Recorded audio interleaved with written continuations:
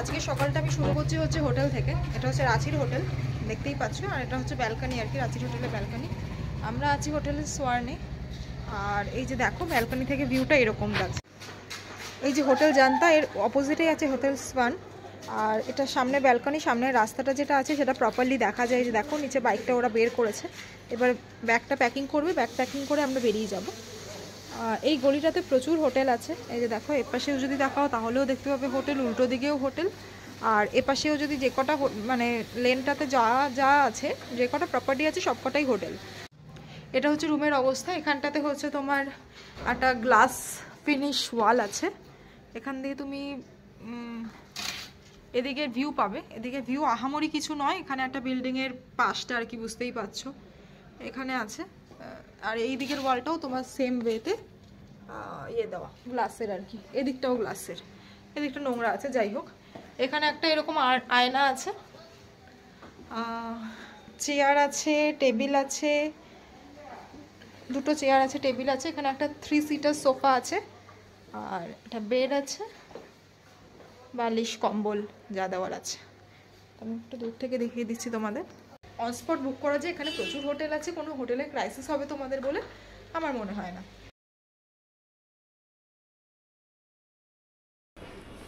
উঠবো। Good morning সবাইকে। এটা হচ্ছে আমাদের হোটেল, হোটেল স্বর্ণ। এই যে কৌশিকদা দাঁড়িয়ে আছে, কৌশিকদা হাত নাড়ো, কৌশিকদা হাত নাড়ো। এই যে কৌশিকদা, শুভশ্রী। আমি বলতে তবে মনে পড়েছে যে হোটেলের একটা ছবি তুলতে হবে, ভুলে গেছিল। সোনারপুর থেকে হাওড়া কদমতলা। হ্যাঁ, রিটার্ন করবো। আপনারা রিটার্ন কি এখন থেকে এখন ডাইরেক্ট বেরিয়ে যাবেন, নাকি কিছু দেখা বাকি আছে? আমরা যেমন দশম ফলস অ্যান্ড ওগুলো দেখবো, ওদিকে বেরিয়ে যাবেন সান টেম্পলের দিকে।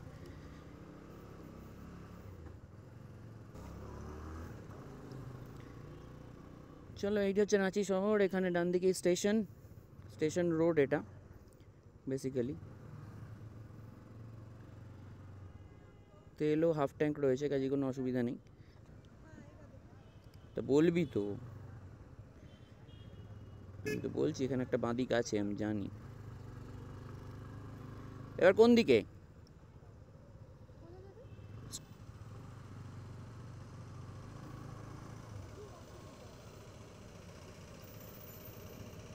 এই ডান দিকটা।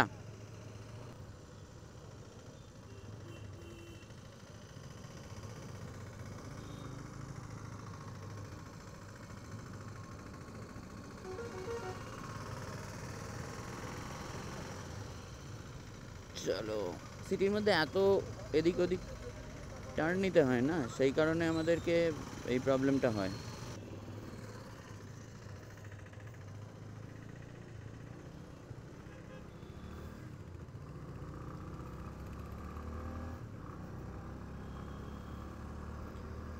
চলো, এই ফ্লাইওভারটা দিয়ে বেরিয়ে যাই।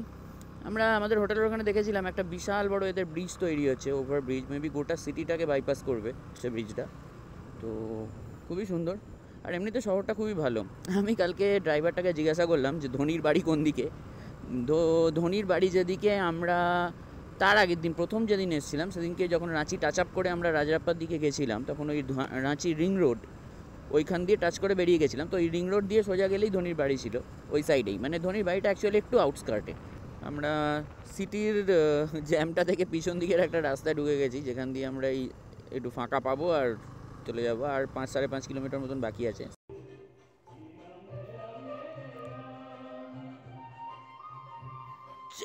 সূর্য মন্দির।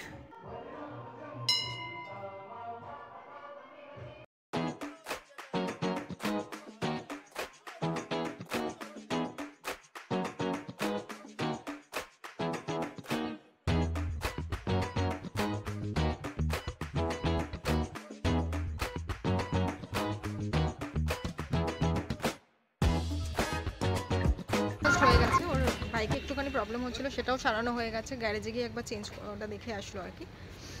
আর এবার আমরা বেরিয়ে যাবো হচ্ছে দশম ফলসের জন্য। করছি কি ব্রেকফাস্ট খাচ্ছিস রে তুই? ফুচকা আর চানা ভালো খেতে। এই যে ধুসকা হচ্ছে এই যে এই জিনিসগুলো, এগুলোকে ধুসকা বলে। এটা হচ্ছে আমাদের ওখানে মালপোয়ার মতনই, বাট মিষ্টি ছাড়া। এই দোকানটা অনেক কিছু পাওয়া যায়। আমরা বেশ দাঁড়িয়েছিলাম, এখানে গরম গরম কচুরি ভাজছে।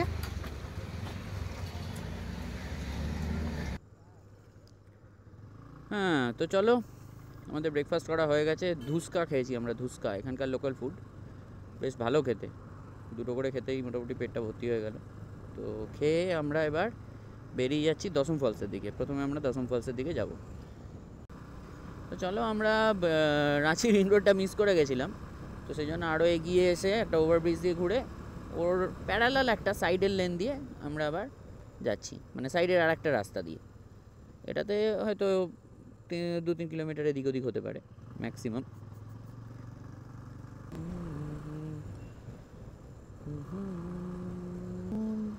নীরবে দূরে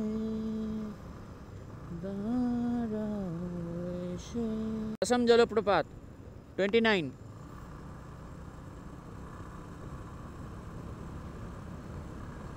তুই এখান থেকে ওই বাঁদিকের কাট আউটটা বলবি কিন্তু দশমের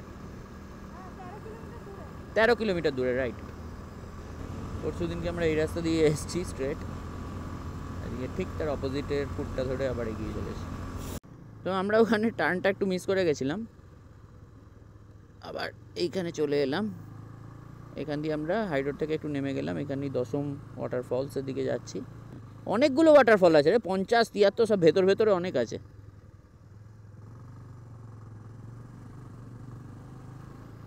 দশম বাঁদিকে, তাই তো? এই রাস্তাটাতে অনেকগুলো ওয়াটারফলস আছে, কি পঞ্চগড় ওয়াটারফলস আছে, তারপর আর একটা তিরচি ওয়াটারফলস এরকম কিছু আছে। তো কোনোটা 73, কোনোটা 50 কিলোমিটার ভেতর দিকে, পুরো স্ট্রেট গেলে অনেক পাওয়া যাবে। এই এক্সপেক্ট বাঁদিক না, এই বাঁদিকটা তো।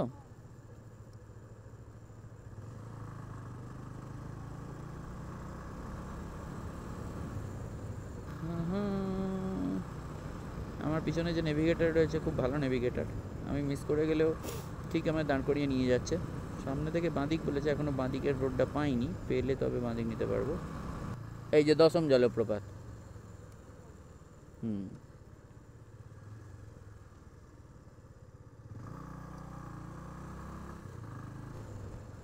মুরগি দৌড়চ্ছে। কালকে এরকমই একটি দেশি চিকেনকে আমরা খেয়ে নিয়েছি, শুনতে খারাপ লাগলেও সেটাই সত্যি।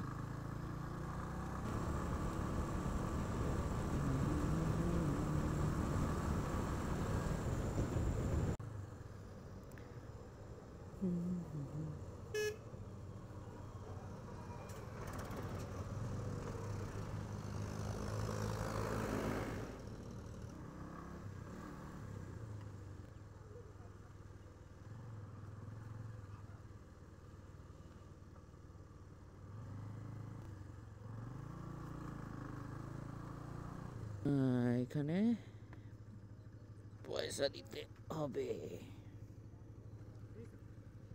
दोनों का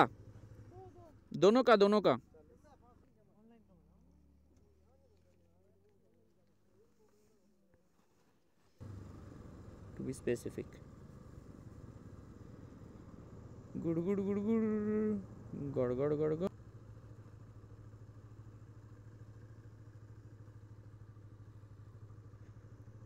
गड़ गड़ गड़ गड़ गड़ गड़ गड़ गड़।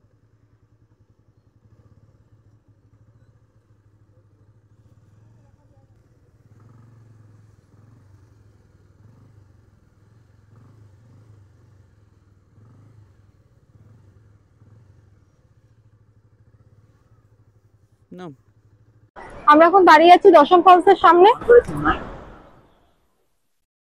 এই হচ্ছে কি দশম ফলসের ফার্স্ট ভিউ। আমরা ওখান থেকে নামলাম, ওখান থেকে নেমে এটা হচ্ছে first view point. First view পয়েন্টে আমরা এখন দাঁড়িয়ে আছি। এটা একদম নিচে যাওয়া যায়, দেখতেই পাচ্ছ, একদম পুরো নিচে যাওয়া যাবে। তো আমরা পুরোটা নিচে যাব, কিন্তু তার আগে উপরে ভিউটা থেকে ঠিক মতন আসছিল না। উপরের যে ভিউ পয়েন্টটা দেখতে পেলে, এখান থেকে আমরা ভিউ পয়েন্টটা উপরে নিলাম, সেখান থেকে প্রপার আসছিল না বলে আমরা সেকেন্ড ভিউ পয়েন্টটাতে আসলাম। সেখান থেকে কিন্তু পুরো ওয়াটারফলসটা প্রপারলি দেখা যাচ্ছে এবং অনবদ্য লাগছে দেখতে। আমরা এখন চলেছি থার্ড ভিউ পয়েন্টের জন্য। থার্ড ভিউ পয়েন্টটা থেকেও কিন্তু অসম্ভব সুন্দর লাগবে দেখতে। থার্ড ভিউ পয়েন্টটা হচ্ছে এইটা, আর এরপরে এটা আছে ফোর্থ ভিউ পয়েন্ট। আমরা এবার আস্তে আস্তে ওই জায়গাটা আছে ওই পয়েন্টটার দিকে যাচ্ছি। চলো আস্তে আস্তে যাই, ওরাও যাচ্ছে, ওদেরকে আমি অনুসরণ করব। কালকে আমার জলে পা দিয়ে জুতোটা ভিজে গেছে, আজকে পা দিলে আর জুতো ভিজে যাবে, আবার কি হবে, আর এর থেকে বেশি কি হবে। এই যে দেখ এরকম ভাবে আসছে, এসে এখান দিয়ে চলে যাচ্ছে।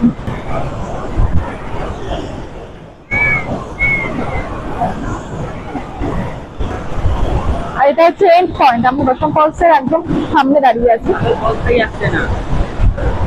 ও আসল ফলসটাই আসছে না সম্ভবত। এটার নাম দশম ফলস হয়েছে একটাই কারণে, এটা 10টা ধারা একসাথে পড়ে, তো সেই জন্য এখান থেকে যে জলপ্রপাতটা সেটার নাম দশম জলপ্রপাত হয়েছে। আর 10টা ধারা এখন পড়ছে কিনা এই মুহূর্তে সেটা আমার একটু দূরে বলতে হবে, কিন্তু বর্ষাকালে তো ডেফিনেটলি পড়ে এবং তখন হয়তো জলের ধারা গোনা যাবে না। দশম ফলস থেকে আমরা উঠে চলে এসেছি। খুব বেশি হাঁপিয়ে গেছি বলবো না, কারণ খুব বেশি সিঁড়ি ছিল না, 219টা এরকম ছিল, তাও একটু তো হাঁপিয়েছি। চলো এবার এখান থেকে বেরিয়ে যাই। আমরা এবার চলে যাব হচ্ছে চান্ডিল ড্যামের জন্য। আমাদের একটু রেডিও হতে হবে, হেলমেট পরতে হবে এবং যা যা গার্ডসগুলো আছে সেগুলো পরে নিতে হবে। তো আমরা এবার দশম ফলস থেকে বেরিয়ে যাচ্ছি। দশম ফলস দেখা হয়ে গেছে। এবার এখান থেকে 80 কিলোমিটার হচ্ছে চান্ডিল ড্যাম, মানে বাড়ির রাস্তাতেই আমরা রিটার্ন করতে থাকবো আর কি আস্তে আস্তে। তো চান্ডিল ড্যাম পৌঁছে ওখানে চান্ডিল ড্যাম দেখবো, ওখানেই হয়তো লাঞ্চ বা কিছু করার কথা ভাববো।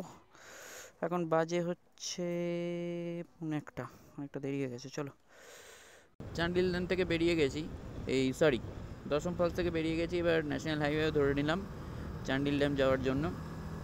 তো এখান থেকে চান্ডিল ড্যাম আরও প্রায় 60 কিলোমিটার মতন, 60 নয় 70 কিলোমিটার মতন প্রায়। তো এবার আমরা আমাদের যেমন স্পিড মেনটেন করে এগিয়ে যাব। চলো,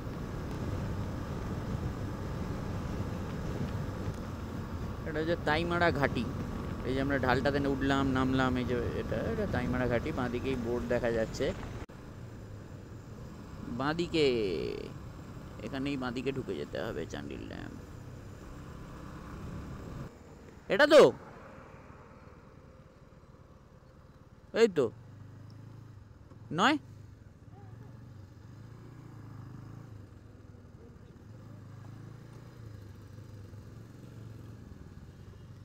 কি বলছো?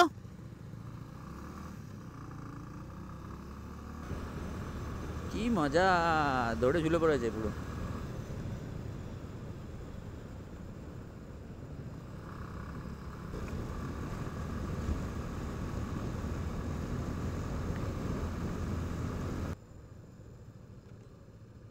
এইখান দিয়ে কেউ কেউ ঢুকেছে।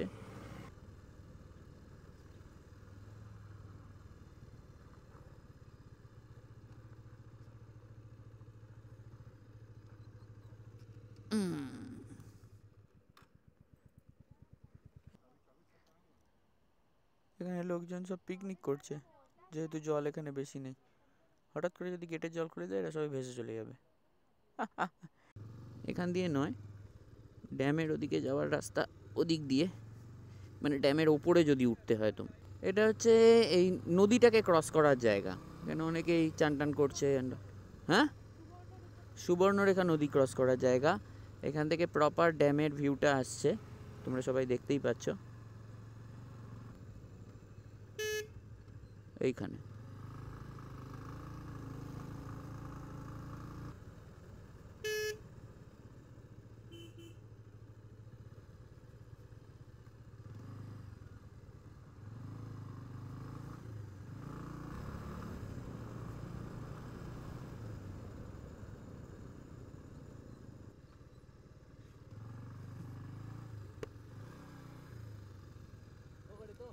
दो गाड़ी, हाँ,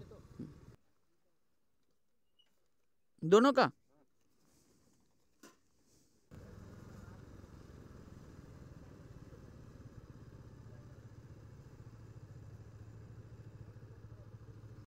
এসে গেছি চান্ডিল ড্যামে।